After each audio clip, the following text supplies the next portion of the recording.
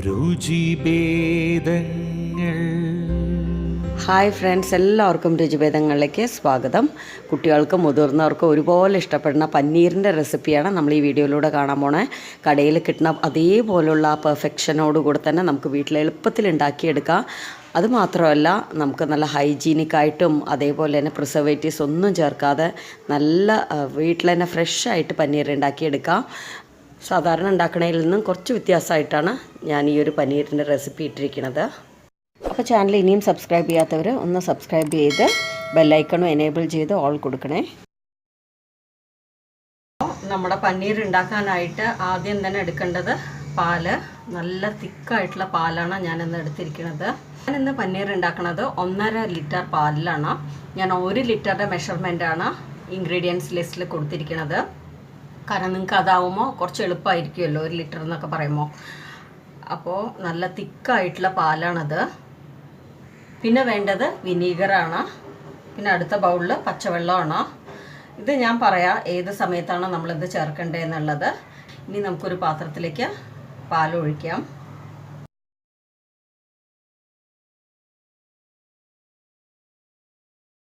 നിങ്ങൾ വീട്ടിൽ ഏത് പാലാണോ സാധാരണ വാങ്ങാറ് ആ പാലിൽ കൂടെ പനീർ ചെയ്യാം. പക്ഷേ കുറച്ച് ക്രീമി ആയിട്ടുള്ള പാൽ എടുത്തു കഴിഞ്ഞ് കഴിഞ്ഞാൽ പനീറിൻ്റെ അളവ് കുറച്ച് കൂടുതലായിട്ട് കിട്ടും. സ്റ്റവ് ഓൺ ചെയ്തിട്ട് ഞാൻ പാത്രം അടുപ്പിൽ വെച്ചിട്ടുണ്ട്. ഇനി നമ്മളിതൊന്ന് ഇളക്കി കൊടുക്കാം.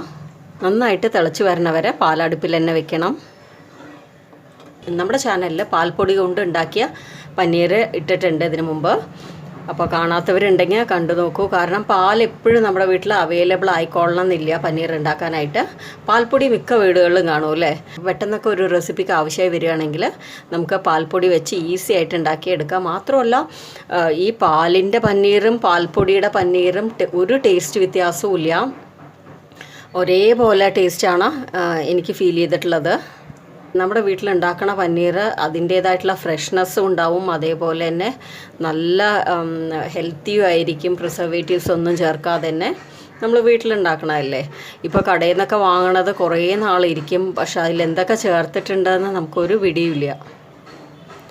അപ്പോൾ കുട്ടികൾക്കൊക്കെ ഉണ്ടാക്കി കൊടുക്കാൻ പറ്റിയൊരു സംഭവമാണ് ഈ പനീർ. കാരണം നല്ല കാൽഷ്യം കണ്ടൻ്റാണ്, നിറയെ ബെനിഫിറ്റ്സ് ഉണ്ട് അതിന്. മാത്രമല്ല, കുട്ടികളുടെയൊക്കെ ഫേവറേറ്റ് ആണല്ലോ പനീർ. ഒരു ഫംഗ്ഷനൊക്കെ പനീർ ആവശ്യമായി വരികയാണെങ്കിൽ 2 ദിവസം മുമ്പ് ഉണ്ടാക്കി വെക്കുക. അപ്പോൾ നമ്മുടെ പാല് തിളച്ച ശേഷം ഒരു ബൗൾ എടുത്തിട്ട് അതിലേക്ക് വിനീഗർ ഒഴിക്കാം. വെള്ളം ഇതിവിടെ ഇരിക്കട്ടെ. ഇത് കണ്ടില്ലേ, നമ്മുടെ പാല് നന്നായിട്ട് തിളച്ചിട്ടുണ്ട്. ഇനി നമുക്ക് സ്റ്റൗ ഓഫ് ചെയ്യാം. ഞാൻ സ്റ്റൗവിൽ നിന്ന് എടുത്ത് മാറ്റി കൗണ്ടർ ടോപ്പിലേക്ക് വെച്ചിട്ടുണ്ട്. ഇനി നമ്മൾ ഈ വിനീഗറും വെള്ളത്തിൻ്റെയും മിക്സ് ഉണ്ടല്ലോ, കുറച്ചായിട്ട് പാലിലേക്ക് ഒഴിച്ചിട്ട് നന്നായിട്ട് ഇളക്കിക്കൊണ്ടിരിക്കുക. ഒരു പ്രാവശ്യം നമ്മൾ ഒഴിച്ചേ ഉള്ളൂ, അപ്പോഴേക്കും കണ്ടില്ല അതെങ്ങനെ ആയിട്ടുണ്ടെന്ന്. അപ്പം ഇനി ഞാൻ ബാക്കിയുള്ളതും കൂടെ ഒഴിക്കുകയാണ്. അപ്പം നന്നായിട്ട് ഇളക്കുക. നമുക്ക് വേണമെങ്കിൽ നാരങ്ങയിലും ചെയ്യാം. പക്ഷേ വിനീഗറിൽ എന്തുകൊണ്ടാണ് നമ്മൾ ചെയ്യണമെന്ന് വെച്ച് കഴിഞ്ഞാൽ, വിനീഗറിൽ ആവുമ്പോൾ പനീറിന് നല്ലൊരു വൈറ്റ് കളർ കിട്ടും. പിന്നെ പനീറിൻ്റെ അളവും കുറച്ച് കൂടുതലായിട്ട് കിട്ടും. കണ്ടില്ലേ, നല്ല സോഫ്റ്റായിട്ടുണ്ട്. ഞാനിത് അതേപോലെ ഹോൾസ് ഉള്ളൊരു പാത്രം വെച്ചിട്ടുണ്ട്. അതിൻ്റെ പുറത്തായിട്ടൊരു തുണി വെക്കുകയാണ്. നമ്മൾ ഇതിലേക്ക് ഈ പാല് പനീറാക്കിയത് ഒഴിച്ചു കൊടുക്കണം.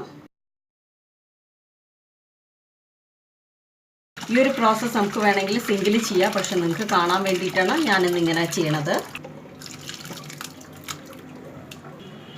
ഇനി ഇതിലേക്ക് ഉടൻ തന്നെ നമ്മൾ പച്ചവെള്ളം ഒഴിച്ചു കൊടുക്കുകയാണ്. നോർമലായിട്ടുള്ള വെള്ളം. കാരണം വിനീഗർ ഒഴിച്ചതല്ലേ. ഇനിയിപ്പോൾ അതിൻ്റെ ഒരു പുളിപ്പ് രസമൊന്നും പനീറിൽ വരാതിരിക്കാനാണ് ഇങ്ങനെ ചെയ്യണത്. ഇനി ഇതെല്ലാം കൂടെ ചേർന്ന് നന്നായിട്ടൊരു കിഴി പോലെ ആക്കാം. നല്ല ചൂടുണ്ട്, പിഴിയാൻ പറ്റുന്നിടത്തോളം ചെയ്യാം.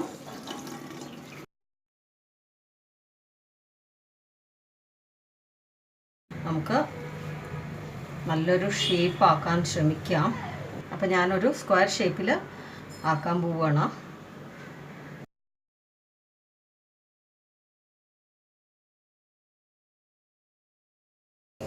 ഇനി ഇത് 4 വശത്തുനിന്ന് നന്നായിട്ട് ഫോൾഡ് ചെയ്യുക.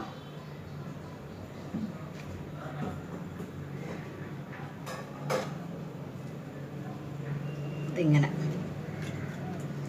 മുകളിലായിട്ട് ഞാൻ നല്ലോണം വെള്ളം നിറച്ചിട്ടുള്ള ഈ ഒരു പാത്രം വെക്കുകയാണ്.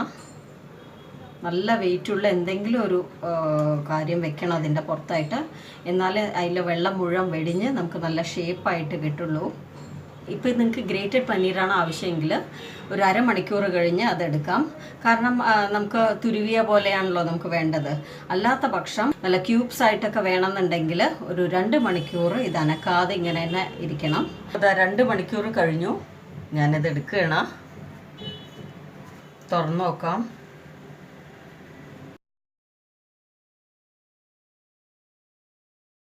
അപ്പം ഞാൻ അതൊന്ന് കട്ട് ചെയ്ത് കാണിച്ചു തരാം.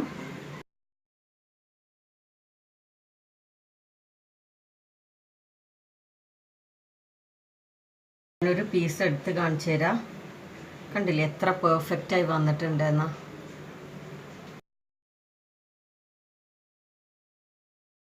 പൊട്ടിച്ച് കാണിച്ചു തരാം. കണ്ടില്ലേ എത്ര സോഫ്റ്റാണെന്ന്. അപ്പം ഞാൻ അരികെ കട്ട് ചെയ്ത് നല്ല ഷേപ്പ് ആയിക്കോട്ടെ എന്ന് വിചാരിച്ച് നല്ലോണം കട്ട് ചെയ്തു. അതുകൊണ്ടാണ് ഇത്രയും ഗ്രേറ്റഡ് പനീർ പോലെ ആയത്. അല്ലെങ്കിൽ നമുക്ക് ഇതിലും കൂടുതൽ ക്യൂബ്സ് കിട്ടിയേനെ. നിങ്ങൾ അങ്ങനെ ചെയ്യേണ്ട ആവശ്യമില്ല.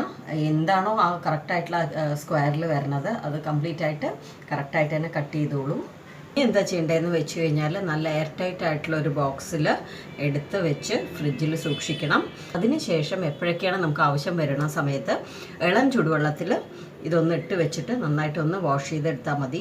അപ്പം നമ്മുടെ ഈ ഹോം മെയ്ഡ് പനീർ ഒരു 4-5 ദിവസം ഒരു പ്രശ്നവുമില്ലാതെ ഫ്രിഡ്ജിലിരുന്നോളും. അതിൽ കൂടുതൽ വെക്കരുത് എന്നാണ് എൻ്റെ അഭിപ്രായം.